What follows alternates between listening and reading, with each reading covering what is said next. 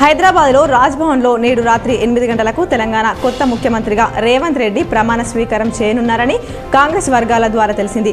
సీఎంతో పాటు ఒకరిద్దరు డిప్యూటీ సీఎంలుగా ప్రమాణ స్వీకారం చేసే అవకాశం ఉంది. టీఎస్ ట్రాన్స్కో జెన్కో సీఎండీ బాధ్యతల నుంచి ప్రభాకర్ రావు వైదొలిగారు. ఈ మేరకు తన రాజీనామా లేఖను ఇంధన శాఖ ప్రత్యేక ప్రధాన కార్యదర్శికి పంపారు. వ్యక్తిగత కారణాలతో రాజీనామా చేస్తున్నట్లు ఆయన రాజీనామాలో పేర్కొన్నారు.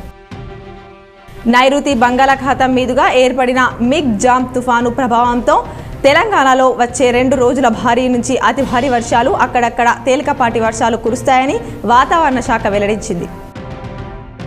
తెలంగాణ భవన్ కేంద్రంగా ప్రజలకు అందుబాటులో ఉంటానని బీఆర్ఎస్ నేత కేటీఆర్ తెలిపారు. తెలంగాణ భవన్లో ముఖ్య నేతలతో ఆయన సమావేశమయ్యారు.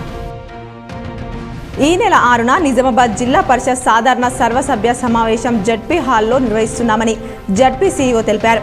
సమావేశంలో చైర్మన్ విఠలరావు అధ్యక్షతన జరుగుతుందన్నారు. ఈ నెల 8న కామారెడ్డి జడ్పీ సమావేశం చైర్పర్సన్ దఫేదర్ శోభరాజు అధ్యక్షతన జరుగుతుందని సీఈఓ సాయగౌడ్ తెలిపారు. ప్రజా ప్రతినిధులు, అధికారులు సమావేశంలో హాజరు కావాలని కోరారు. ఆర్మూర్ ఎమ్మెల్యేగా పైడి రాకేష్ రెడ్డి గెలుపొందడంతో నందిపేటలో బీజేపీ నాయకులు సంబరాలు నిర్వహించారు. బోధన్ ఎమ్మెల్యేగా కాంగ్రెస్ అభ్యర్థి సుదర్శన్ రెడ్డి గెలవడంతో బోధన్ పట్టణంలో విజయోత్సవ ర్యాలీ నిర్వహించారు. నిజామాబాద్ రూరల్ ఎమ్మెల్యేగా భూపతి రెడ్డి భారీ మెజార్టీతో గెలుపొందడంతో నియోజకవర్గ కాంగ్రెస్ శ్రేణులు సంబరాలు నిర్వహించుకున్నాయి. ముప్కాల్ మండల కేంద్రంలో కాంగ్రెస్ బాల్కొండ నాయకుడు ముత్యాల సునీల్ రెడ్డి మీడియా సమావేశం నిర్వహించారు. తాను ఓడినా ప్రజా సేవకుడిగానే ఉంటానన్నారు.